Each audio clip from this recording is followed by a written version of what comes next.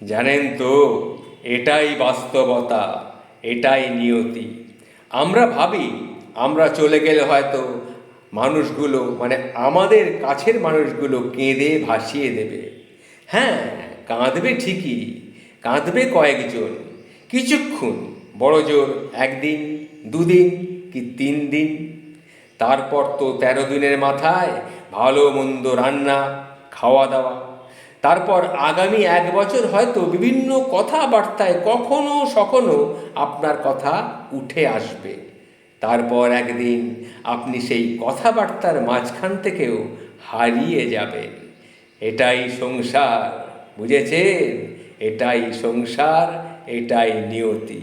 তাই বলি, এটাই সৃষ্টিকর্তা সংসারকে এইভাবেই তিনি ডিজাইন করেছেন।